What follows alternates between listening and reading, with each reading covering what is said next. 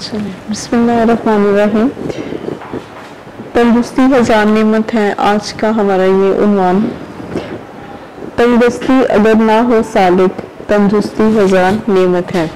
तंदुरुस्ती मतलब कि गुर्बत, तो शायद जो है उन्होंने अपना तहल्लुस जो है वो सालिक रखा हुआ है, तो वो कहते हैं कि अगर सालिक गुर्बत ना हो इंसान पर तो तंदुरुस्ती जो है उसे अपनी हजार नेमतें समझो, उसमें जो है वो हजार नेमतें जो है वो तंदुरुस्ती को मानो। अब इसके मफ़हूम की तरफ आते हैं। तंदुरुस्ती दो लफ्ज़ों तन और दुरुस्ती से मिलकर बना है, यानी कि तन की दुरुस्ती। तो कहते हैं कि तंदुरुस्ती दो लफ्ज़ों तन और दुरुस्ती से मिलकर बना है। तन के मानी है जिस्म और दुरुस्ती में दुरुस्त के बाद या मुसद्दरी लगी हुई है, इसके मानी है सही और दुरुस्त हाल में होना। तो या मुसद्दरी से मुराद की मुसद्दर यानी कि दुरुस्त में मुसद्दर लगाकर इसको दुरुस्ती कर दिया हुआ है। तो वो कहते हैं कि तन के मानी जिस्म और दुरुस्ती में दुरुस्त के बाद जो है वो ती लगाकर छोटी ये लगाकर जो है वो इसको सद्दर कर दिया गया। इसके मानी है सही और दुरुस्त हालत में होना। तंदुरुस्ती लेकिन काफी दिन गुजर जाने के बावजूद इसके इलाज मुआवजे के लिए, हाँ जी यहाँ से है ये इसका कि तंदुरुस्ती का मतलब हुआ जी, तंदुरुस्ती का मतलब हुआ जिस्म का सही और दुरुस्त हालत में होना। यानी कि तंदुरुस्ती से मुराद कि जिस्म की जितनी भी जितना ढांचा वो आपको नजर आ रहा है जिस्म का, वो दुरुस्त और सही हालत में हो। तो वो कहते हैं कि जिस्म का सही और दुरुस्त हालत में होना, यही इसका मतलब है। अब हम आते हैं इसकी अहमियत की तरफ। इंसान को अल्लाह ताला ने अशरफुल महलूकात पैदा किया। अल्लाह ताला ने इंसान को जो है वो अशरफुल महलूकात यानी कि तमाम महलूकात से अशरफ और बड़ा पैदा किया और दुनिया में उसे अपना खलीफा बनाया। खिलाफत की जिम्मेदारियों से बतरीक एहसन अहदा होने के लिए इसके जिस्म में मुख्तलिफ निज़ाम तहलीक फरमाए हैं। खिलाफत की जिम्मेदारियों से बतरीक एहसन, खिलाफत यानी कि मुल्क को चलाने की जितनी भी जिम्मेदारियां थी उससे जो है वो अहदा बरा होने के लिए, उसको मुकम्मल करने के लिए इसके जिस्म में मुख्तलिफ निज़ाम तहलीक फरमाए। मुख्तलिफ किस्म के निज़ाम जो हैं वो इन जिम्मेदारियों को निभाने के लिए तहलीक फरमाए गए हैं। मसलन निज़ाम इंहिज़ाम, निज़ाम तनफ़्फ़ुस, निज़ाम दौरान खून, निज़ाम इहराज, निज़ाम इसाब और निज़ाम अफ़ज़ाइश नस्ल वगैरह। तो ये सारे यानी कि हज़म होने का निज़ाम, खारिज करने वाला निज़ाम, खून का निज़ाम, इहराज का निज़ाम, फिर उसके बाद निज़ाम असाब जो है असाब का बच्चों को पैदा करना यानी कि नस्ल की अफ़ज़ाइश का जितना भी निज़ाम है वो सब इसमें शामिल है। मगर फिर इनमें से हर निज़ाम को सही तरीके से काम करने के लिए काम की नोयत के मुताबिक अज़ा अता फरमाए। फिर इनमें से हर निज़ाम को यानी कि जितने भी निज़ाम हैं इनको बेहतर तरीके से जो है वो काम करवाने के लिए, काम चलाने के लिए जो है वो अज़ा अता फरमाए गए कि कौन से अज़ा को इस्तेमाल करने के बाद इंसान जो है वो काम को बेहतर तरीके से कर सकता है। और फिर इन तमाम निज़ामों के दरमियान हम आहंगी पैदा करने के लिए इनका आपस में रब्त और तवाज़ुन पैदा किया। फिर क्या किया गया कि इन तमाम निज़ामों के दौरान हम आहंगी पैदा करने के लिए जो है इनका आपस में तवाज़ुन किया गया, रब्त किया गया इनके अंदर। और इंसान का ये दाहिनी निज़ाम इतना पेचीदा है, वो कहते हैं कि इंसान के अंदर का ये जितना भी निज़ाम है जो उसके अंदर है वो इसके अंदर पेचीदा है कि जो जो इंसान इस पर गौर करता जाए उसे अपने इज्जत के साथ अपने इज्जत अल्लाह ताला की कारीगरी का हैरत अंगेज एहसास जो है वो ज़्यादा गहरा हो जाता है। तो कहते हैं कि इंसान का ये दानी निज़ाम यानी कि उसके अंदर का जितना भी निज़ाम है वो इसके अंदर पेचीदा है कि जो जो इंसान इस पर गौर करता जाए, जो जो इस पर गौर व फिक्र करता जाए तो उसे अपने और अल्लाह ताला की कारीगरी यानी कि उसे अल्लाह ताला की कारीगरी का एक एहसास जो है वो उसके अंदर पैदा होता जाएगा कि ऐसा तो कोई है जिसने ये सारी चीज़ों को बनाया है, पैदा किया है और किसी खास मकसद के तहत पैदा किया। इसलिए इंसान को आलम असग़र यानी कि छोटी दुनिया कहा गया है कि अल्लाह ताला ने अपनी पहचान के खातिर इंसान को अपनी ज़ात के अंदर और अपनी तहलीक में गौर की दावत दी है। तो कहते हैं इसलिए इंसान को आलम असग़र यानी कि छोटी दुनिया कहा गया है। और अल्लाह ताला ने अपनी पहचान की खातिर जो है वो इंसान को अपनी ज़ात के अंदर और अपनी तहलीक में गौर करने की दावत दी है कि वो अपने अंदर देखे और ये देखे कि उसकी तहलीक क्यों और किस वजह से की गई। जी क्लास। ये पेचीदा निज़ाम जब तक दुरुस्त हालत में रहता है, इंसान हिलाफत इलाहिया की जिम्मेदारियां पूरी निभाने के काबिल रहता है। ये जितना भी निज़ाम है, ये जितना भी पेचीदा निज़ाम है, ये जब तक इंसान के अंदर दुरुस्त हालत में रहता है, इंसान हिलाफत इलाहिया की जिम्मेदारियां यानी कि जो उसे लोगों की जिम्मेदारियां, लोगों पर हुकूमत करने की या हिलाफत की जो जिम्मेदारियां दी गई हैं वो उसे निभाने के काबिल भी होता है। लेकिन जो ही इसके जिस्मानी या दिमागी निज़ाम में फतूर पैदा होता है, लेकिन इसके साथ साथ इसके जितने भी जिस्म के निज़ाम है, ये इसके दिमाग के निज़ाम है, जब इनमें फतूर पैदा होता जाता है तो ये अपने फ़र्ज़ मुनसबा सही तौर पर अंजाम देने से कासिर हो जाता है। जब इनमें फतूर पैदा हो जाता है तो फिर ये अपने जितने भी फ़राइज़ हैं उन्हें बेहतर तरीके से अंजाम देने के काबिल नहीं रहता। इन तमाम निज़ामों की हम आहंगी अल्लाह ताला की वाकई बहुत बड़ी नेमत है।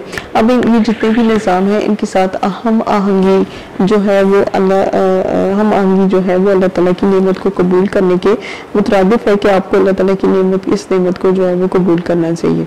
इंसान की अपनी दुनिया और आखिरत के लिए भी, मुल्क कौम के लिए भी और पूरी कायनात के लिए भी। तो किस लिए कि इंसान की अपनी दुनिया और आखिरत के लिए, अपने मुल्क कौम के लिए और भी दूसरी कायनात की दूसरी चीज़ों के लिए जो है ये बहुत ज़्यादा जरूरी है। सेहत और दौलत। अंग्रेजों के हाँ मकूला है यानी सेहत दौलत है, लेकिन हकीकत ये है कि सेहत दौलत से कहीं ज्यादा कीमती है। अंग्रेजों के हाँ ये मकूला है यानी कि ये जो कौल है वो अंग्रेजों के हाँ है कि सेहत जो है वो इंसान के लिए सबसे बड़ी दौलत है, लेकिन हकीकत ये है कि सेहत दौलत से कहीं ज्यादा कीमती है। कि वो कहते हैं ये मकूला तो है, लेकिन सच जो है वो ये है कि सेहत जो है वो दौलत से भी कहीं ज्यादा कीमती है, बल्कि अनमोल है। इसे बहुत खास कहा गया है। भला सेहत का दौलत के साथ क्या मुकाबला? अब ऐसा क्या मुकाबला है कि सेहत का दौलत के साथ किया जा सके? अगर किसी की दौलत जाती रहे लेकिन सेहत कायम हो तो वो मेहनत मुशक्कत करके थोड़े ही अरसे में दोबारा हासिल कर सकता है। तो कहते हैं कि अगर कोई ऐसा इंसान जिसकी दौलत जो है उसके हाथों से जाती रहे तो वह मेहनत मुशक्कत करने के कुछ अरसे बाद जो है वो दोबारा दौलत हासिल कर सकता है। लेकिन अगर किसी की सेहत खराब हो जाए और उसके पास दौलत के अंबार भी हो तो उसके किस काम के? तो कहते हैं लेकिन इसके बरकस अगर किसी एक ऐसे शख्स की सेहत जो है वो बहुत ज्यादा खराब हो जाए, बहुत खराब हो और उसके पास दौलत के अंबार हो, लेकिन वो किस काम के? क्योंकि जब वो उसकी सेहत को दोबारा ला ही नहीं सकते। दौलत से दुआएं तो कीमती से कीमती खरीदी जा सकती हैं, लेकिन सेहत नहीं खरीदी जा सकती। तो कहते हैं कि दौलत से आप कीमती से कीमती दुआ तो खरीद सकते हैं, लेकिन सेहत नहीं खरीद सकते। अब आते हैं तंदुरुस्ती के क्या कहने। इंसान की सेहत ठीक हो तो वो रूखी सूखी खाकर भी तंदुरुस्त और तवाना रहता है। तो कहते हैं कि अगर किसी इंसान की सेहत जो है अगर वो ठीक हो तो वो रूखी सूखी खाकर जो है वो गुजारा कर लेता है। इसके सेहतमंद खून की जो सुर्खी है इसके चेहरे पर झलकती है। तो इसका जितना भी खून है, जो सेहतमंद खून है, इसकी सुर्खी जो है वो इसके चेहरे पर झलकती हुई नजर आती है। इसके बाजू की कुव्वत इसमें खुद एतमादी पैदा करती है। फिर इसके बाजू की जितनी भी ताकत है, जितनी भी कुव्वत है, ये इसके अंदर एक एतमाद जो है वो पैदा करती है। इसकी दिमागी कुव्वत इस पर मोमिनाना फरासत पैदा करती है। अब ये जो सेहतमंदी होती है उसके दिमाग की जो कुव्वत है वो उसके अंदर मोमिनाना फरासत यानी कि ऐसी सोच समझ पैदा करती है जो मोमिनाना होती है। और इसकी जिस्मानी कुव्वत अमल बिल मरूफ और नहीं अनिल मुनकर में भी इसकी मददगार होती है। तो इसकी जो जिस्मानी कुव्वत है वो अमल बिल मरूफ या फिर नहीं अनिल मुनकर में बहुत मददगार साबित होती है। इसके लबों पर खेलने वाला हमावक्त तबस्सुम इसके नफ्सियाती तवाज़ुन की अक्कासी भी करता है। वो जहाँ जाता है इज्जत पाता है, जो इसके आसपास आता है निहाल हो जाता है। यानी कि वो जहाँ भी कहीं जाता है उसे इज्जत मिलती है। जो भी कोई इसके साथ रहता है, ये काम करता है, वो उसका गर्विदा हो जाता है। इसके गिर्द हर वक्त इससे दोस्तों का जगमगता लगा रहता है कि इसकी खुशगुफ्तारी और बुलंद किरदारी के बायस इस पर जान छिड़कते हैं। तो कहते हैं कि इसके इर्द गिर्द जो है वो इस तरह के दोस्त होते हैं जो इसकी खुशगुफ्तारी यानी कि इसके अच्छी जो अंदाज है, इसका जो बात करने का जो बेहतरीन अंदाज है वो और इसके बुलंद किरदार की वजह से जो है वो इस पर जान छिड़कते हैं। गर्ज इंसान दुनिया में जो कुछ पाता है, चाहता है, वो सब कुछ एक सेहतमंद इंसान को मुयसर आता है। तो कहते हैं कि एक इंसान जो है वो दुनिया में जो भी कुछ चाहता है वो एक सेहतमंद इंसान को बहुत आसानी से मिल जाता है। लेकिन जरा सेहत बिगड़ी तो जिंदगी का सारा मजा किरकिरा हो गया। तो कहते हैं यहाँ पर अगर थोड़ी सी भी इंसान की सेहत जो है अगर वो बिगड़ जाती है तो उसकी जिंदगी का सारा मजा जो है वो किरकिरा होकर रहता है। जीने का लुत्फ जाता रहा, तबीयत की बेशाशत गायब हो गई। जीने का लुत्फ यानी कि उसके जो जिंदा रहने का जो लुत्फ है वो जाता रहा और उसकी जो तबीयत है वो बशाश यानी कि तरोताज़ा जो है वो हो गई। अच्छे से अच्छे खाने भी बदमज़ा मालूम होने लगे, तो अगर वो बेहतरीन से बेहतरीन खाना खाता है तो वो भी जो है वो बदमज़ा बुरे जायके के लगने लगते हैं। दोस्तों का हंसी मजाक जहर लगने लगा, मिजाज चिड़चिड़ा हो गया, जिंदगी बोझ लगने लगी। तो दोस्तों को जितने भी हंसी मजाक हैं वो उसी सूरत में बुरे लगने लगते हैं कि जब जो है वो तबीयत जो है वो नढाल हो चुकी होती है, या फिर उसके अंदर की जो खुश मिजाजी है वो खत्म हो चुकी होती है, मिजाज जो है वो चिड़चिड़ा हो जाता है और जिंदगी बोझ लगने लगती है। आखिर अजीजों अकरबा भी कब तक बर्दाश्त करते। स्याह बख्ती में कब कोई किसी का साथ देता है कि तरीके में सुबह साया भी जुदा इंसान से होता है, और यूं इंसान तंदुरुस्ती जैसी नेमत से महरूम होकर खानदान भर के लिए एक आजमाइश बन जाता है। कुदरत नेमत बाद अज़ ज़वाल। ये एक ऐसी हकीकत है कि जिसका हम आए दिन मुशाहिदा करते रहते हैं। इस हकीकत का जो है आए दिन हम इसका मुशाहिदा करते रहते हैं, इसका जायजा लेते रहते हैं, लेकिन बहुत ही कम लोग हैं जो सेहत की हालत में इसकी कदर करते हैं और अपनी तंदुरुस्ती कायम रखने की फिक्र में रहते हैं। लेकिन बहुत ही कम लोग ऐसे होते हैं जो सेहत की हालत में अपनी सेहत की कदर करते हैं और अपनी तंदुरुस्ती को कायम रखने की या बरकरार रखने की कोशिश करते हैं। बस हर तरफ पैसे की दौड़ लगी हुई है, मेरी जिंदगी बुलंद करने का जुनून है। अगर कोई चीज़ है तो वो ये है कि पैसे की दौड़ है। हर इंसान यही चाहता है कि मेरे पास ज़्यादा से ज़्यादा हो और उसका जो ज़िंदगी का जो मेयार है, उसका जो स्टेटस है वो बुलंद करना है। बैंक बैलेंस बढ़ाने की धुन है, तंदुरुस्ती जाए भाड़ में।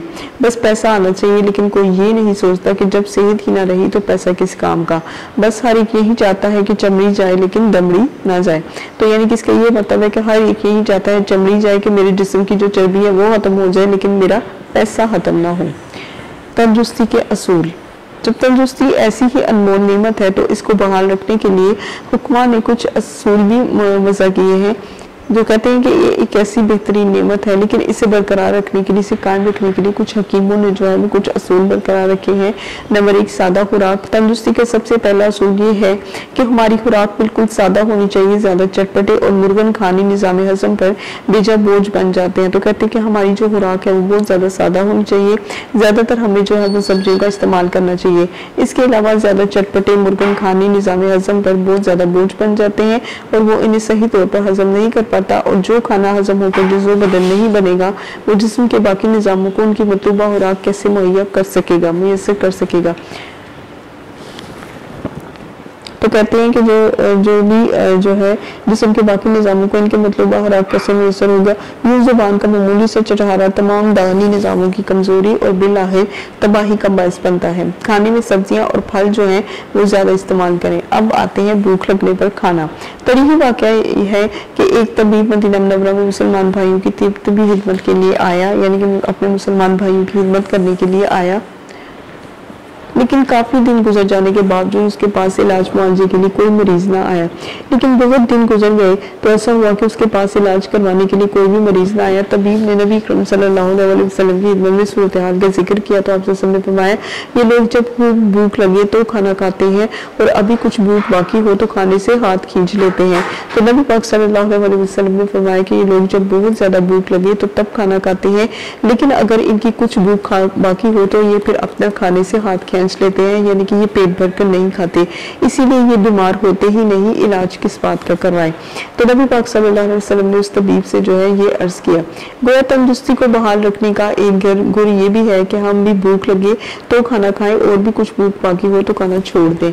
तो कहते हैं कि अगर आप चाहते हैं कि आप तंदुरुस्त हो तो आप भूख लगने पर हमेशा खाना खाएं, और अगर आपकी कुछ भूख बाकी रह जाती हो तो उस वक्त आप खाना छोड़ दें, यानी कि पेट भरकर मत खाएं। कहते हैं कि एक तबीब एक चौधरी साहब को समझा रहे थे कि पेट के 3 हिस्से फर्ज कर लो। तो एक तबीब जो थे वो एक चौधरी साहब को समझा रहे थे कि तुम ये समझो कि तुम्हारे पेट के 3 हिस्से हैं, एक हिस्से में खाना डालो, एक हिस्से में पानी और तीसरा हिस्सा सांस लेने के लिए खाली छोड़ दो। चौधरी साहब ये सुनकर बड़े हैरान हुए और कहने लगे, मैं तो पेट के 3 हिस्से रोटी से भर लेता हूँ, पानी अपनी जगह खुद बना लेता, और सांस का क्या है वो आए या ना आए। तो कहते हैं कि चौधरी साहब ने जब ये बात सुनी तो उन्होंने उसके जवाब में ये कहा, इस अंदाज से खाना तो खुद बीमारी को दावत देना है, मेहनत तो मुशक्कत। तंदुरुस्ती कायम रखने का एक और सुनहरी असूल वो है कि जिसे पंजाबी में रज के खा तो दब के वाह कहते हैं। तो कहते हैं कि तंदुरुस्ती कायम रखने का एक सुनहरी असूल ये भी है कि रज के खाओ और खूब काम करो, यानी सेर होकर खाओ और खूब मशक्कत करो, यानी कि ज्यादा खाओ और ज्यादा मेहनत करो ताकि खाना हजम हो जाए। किसानों और देहात में रहने वालों की सेहत इसलिए अच्छी होती है कि वो रूखी सूखी खाते हैं लेकिन दिन भर मेहनत मशक्कत और काम काज में जुटे रहते हैं। तो कहते हैं कि अगर आप किसानों को देखें तो फिर आपको इस बात का अंदाजा हो जाएगा कि ये लोग रूखी सूखी खाते हैं लेकिन दिन भर मेहनत और मशक्कत और काम काज में ये लोग जुटे भी रहते हैं, ये लोग बहुत ज्यादा मेहनत और मशक्कत करते हैं। शहरियों के लिए नुस्खा, जिन लोगों को खाना खाने के बाद दिन भर किस कुर्सी पर बैठकर काम करना हो, यानी कि ऐसे लोग जिन्हें खाना खाने के बाद दिन भर जो है वो कुर्सी पर बैठना हो और काम करना हो और उनके मैदे को फैलकर खाना हजम करने का मौका नहीं मिलता, इन्हें हर रोज सुबह सवेरे खुली और ताज़ा हवा में सैर करने की आदत डालनी चाहिए। तो ये जितने भी लोग हैं इन्हें खुली और ताज़ा हवा में जो है सैर करनी चाहिए। हर खाना खाने के बाद चहलकदमी जरूर करनी चाहिए। नींद से क्लियर और देर से हजम होने वाले खानों से परहेज करनी चाहिए। अब हम आते हैं सहर हेजी की तरफ। किसी शायर ने क्या खूब कहा है, रात को सोना सवेरे सुबह को उठना, शताब से तो दौलत बढ़ाए अक्ल को दे आबूताब। नबी करीम सल्लल्लाहु अलैहि वसल्लम रात को इशा के बाद जल्द सो जाते थे और नमाज तहज्जुद के लिए रात के पिछले हिस्से में बेदार हो जाया करते थे। नबी पाक सल्लल्लाहु अलैहि वसल्लम जो है वो नमाज इशा के बाद बहुत जल्दी सो जाया करते थे और नमाज तहज्जुद के लिए रात का जो पिछला हिस्सा था उस वक्त बेदार होते थे और यही तंदुरुस्ती के लिए नुस्खा कीमिया है। तो आपकी तंदुरुस्ती के लिए ये सबसे बेहतर जो है वो नुस्खा है।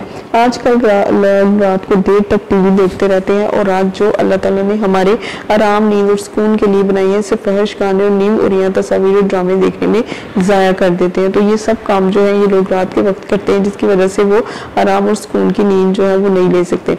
इसलिए सुबह देर से आंख खुलती, ये फितरत इंसानी के खिलाफ खुली जंग है, इससे तंदुरुस्ती बरकरार नहीं रह सकती।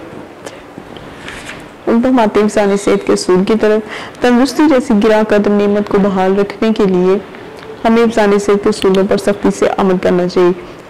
यानी कि तंदुरुस्ती की जो जैसी नेमत जो है इसको बरकरार रखने के लिए, इसे कायम रखने के लिए हमें सेहत की हिफाजत के जितने भी असूल है उसके ऊपर सख्ती से अमल करना चाहिए। साफ हवा में नाक के जरिए सांस लें।